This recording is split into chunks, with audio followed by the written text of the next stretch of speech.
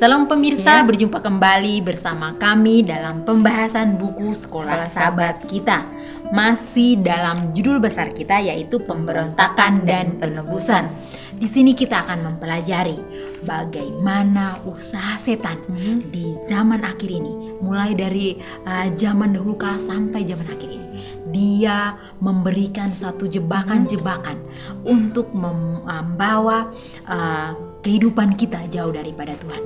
Namun ingat, Tuhan telah memberikan janjinya. Dia telah datang kepada ke dunia ini untuk menjadi korban menggantikan kita.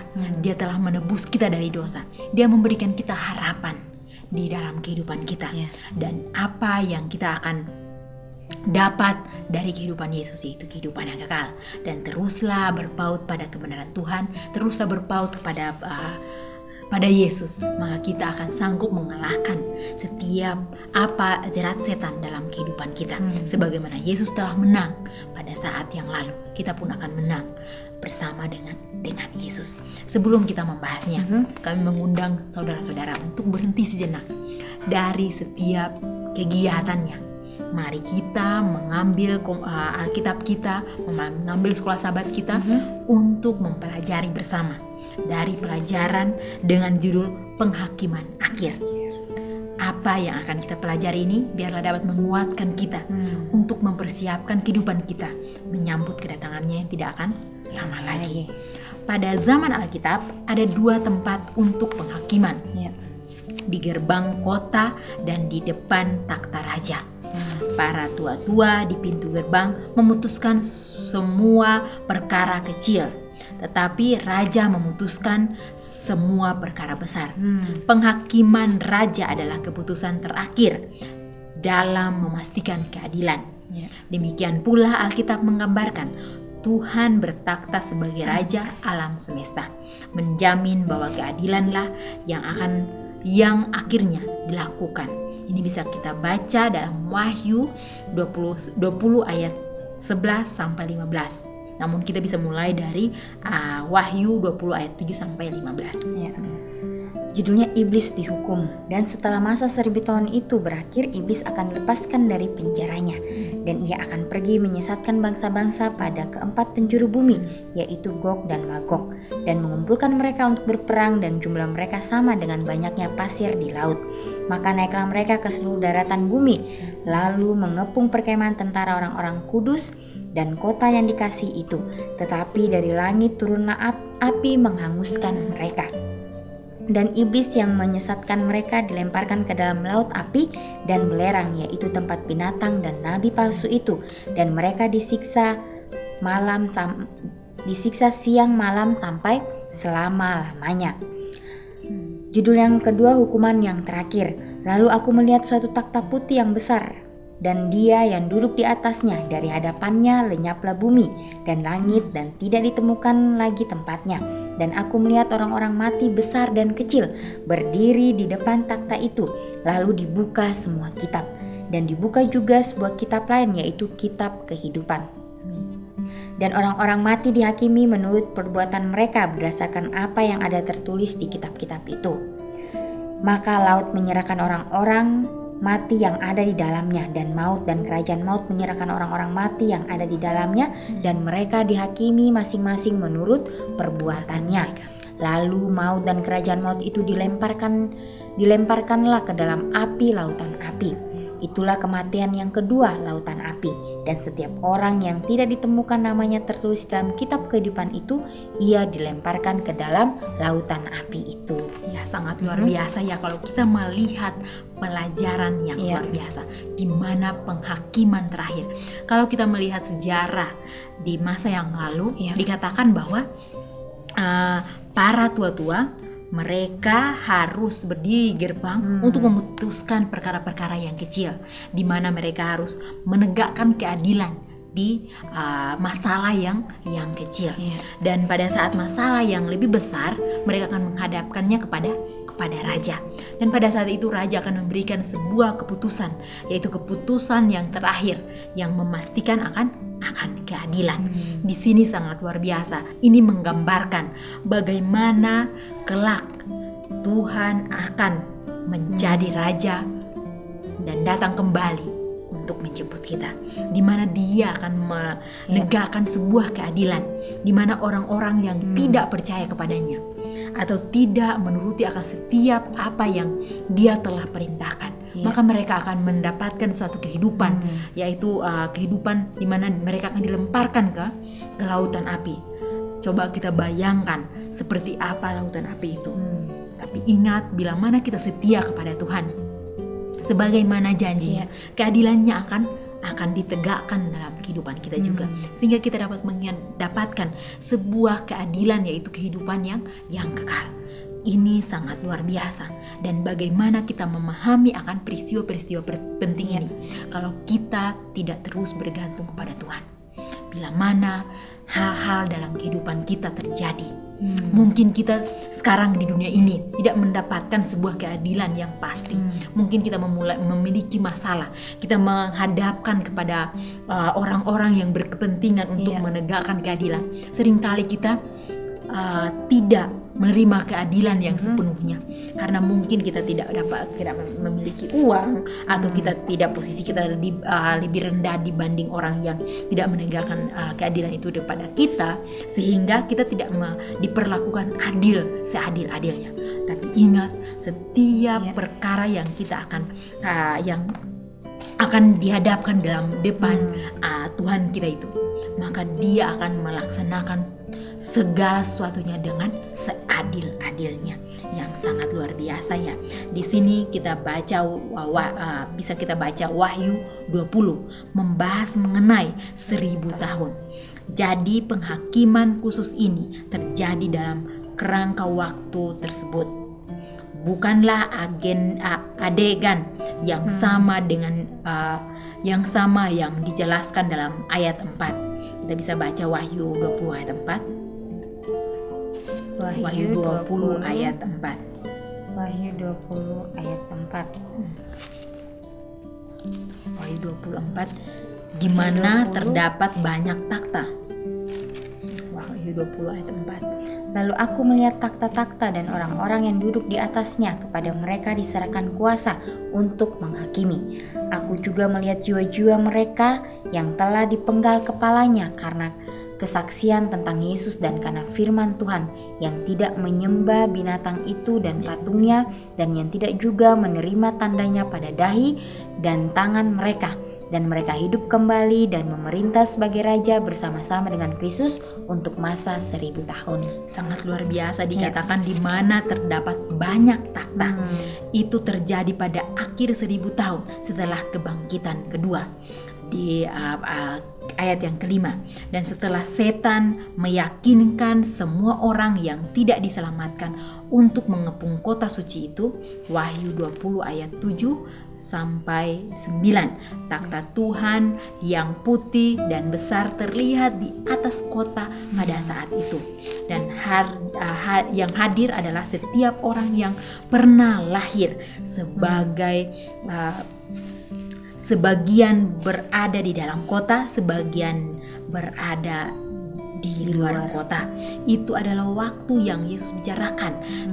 Dan ketika yang Yesus bicarakan, ketika dia mengatakan bahwa akan ada sebagian orang yang bertanya kepada Tuhan, mengapa mereka tidak masuk ke dalam kerajaan surga. Inilah juga saat yang Paulus bicara tentang membicarakan ketika ia berkata bahwa tiba saatnya semua akan bertekuk lutut di hadapan Yesus. Segala yang ada di langit dan yang ada di bumi dan yang ada di bawah bumi, dan segala lidah akan mengaku Yesus Kristus Tuhan adalah Tuhan.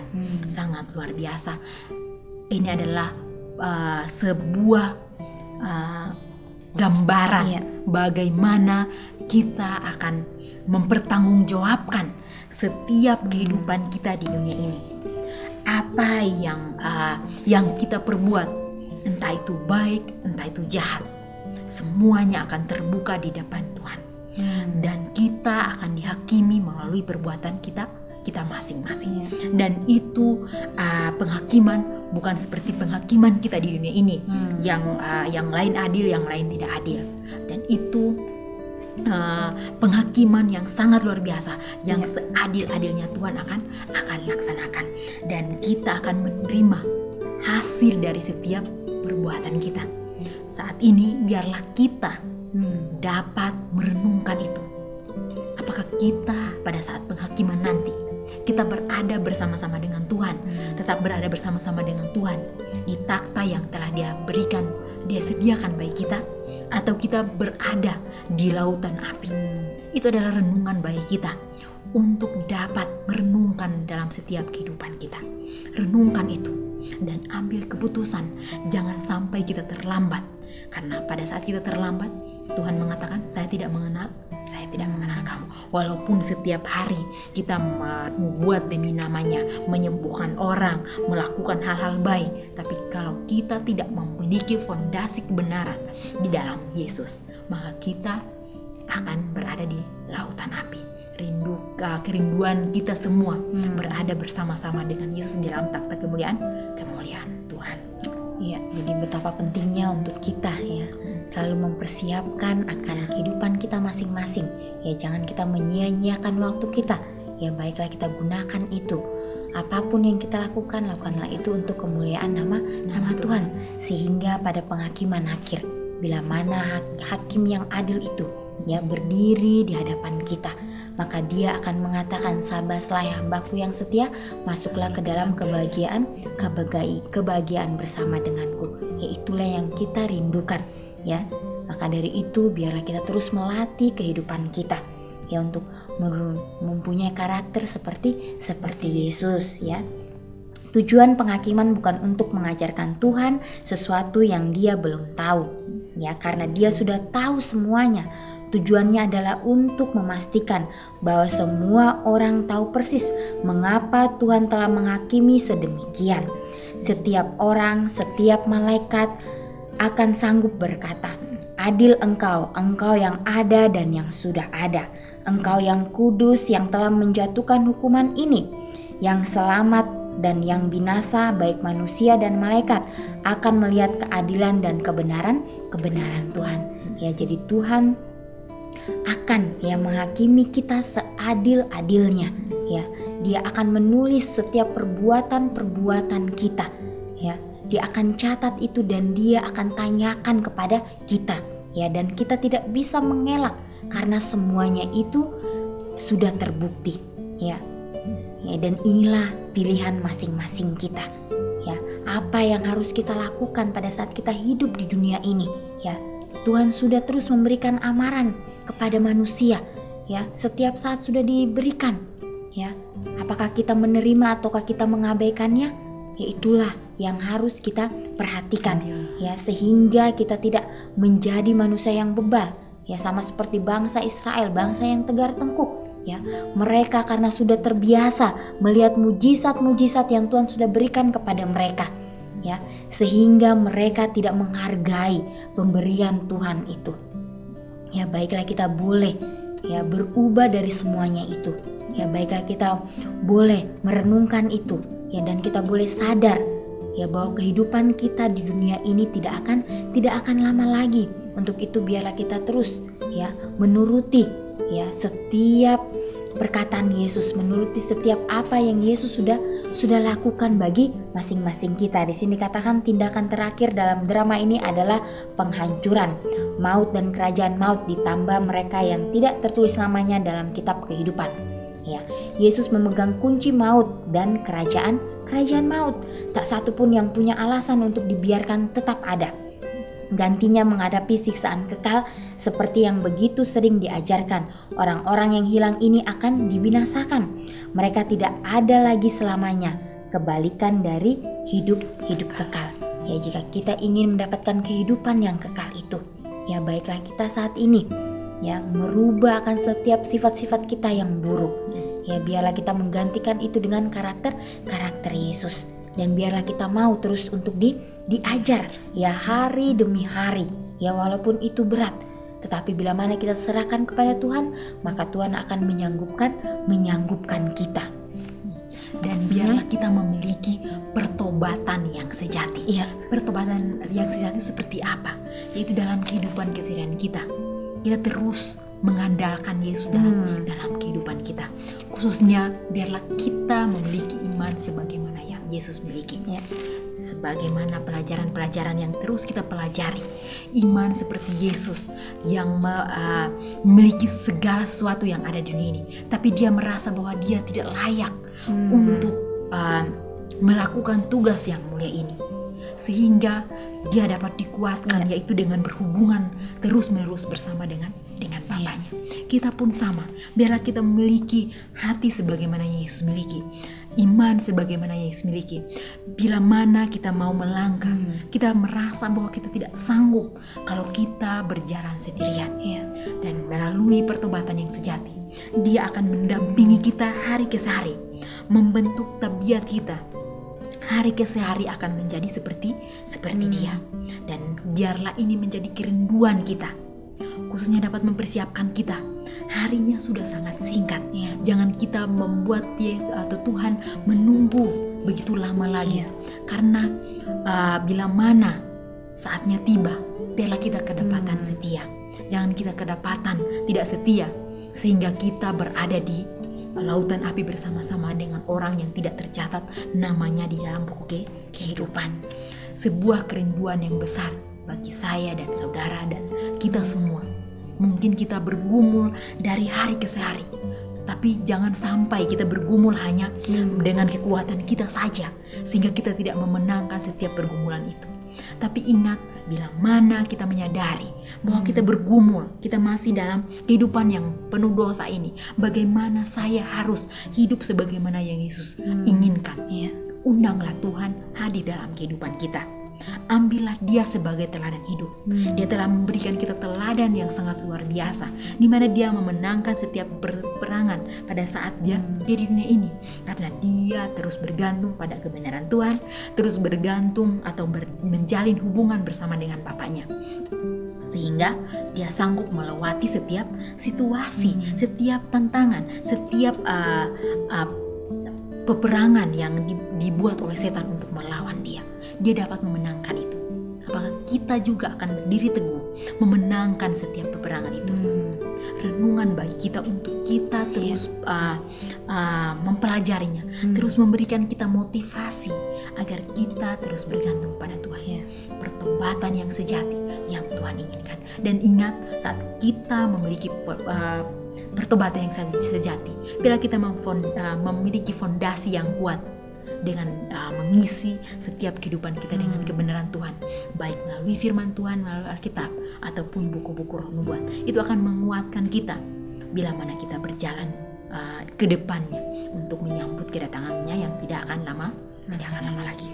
Ya, kita bisa buka di Wahyu 1 ayat 8. Di situ dikatakan, aku adalah Alfa dan Omega, firman Tuhan yang ada dan yang sudah ada dan yang akan datang, yang maha kuasa. Ya, jadi Tuhan sudah mengetahui dari awal hingga akhirnya daripada kehidupan kita. Ya, Dia masih terus memberikan kesempatan kepada kita ya, untuk supaya kita berubah. Ya, dan kalau kita ingat bagaimana Yesus disalibkan, ya, seorang penjahat yang berada di sebelah kanannya. Ya, Dia mengatakan, Tuhan, jika Engkau berada di surga, ingatlah aku. Bagaimana Yesus disalibkan sebelah kanannya, ya, juga ingatlah aku.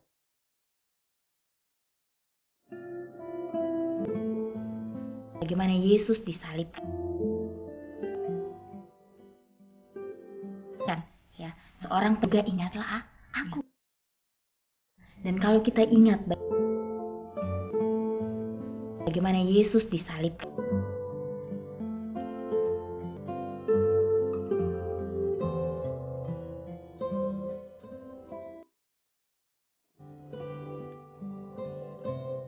dan kalau kita ingat bagaimana Yesus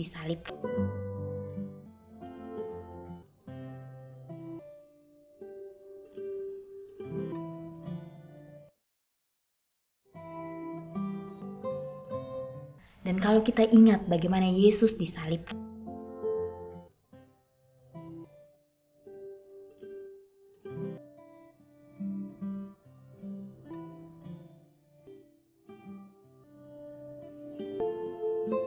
bagaimana Yesus disalibkan,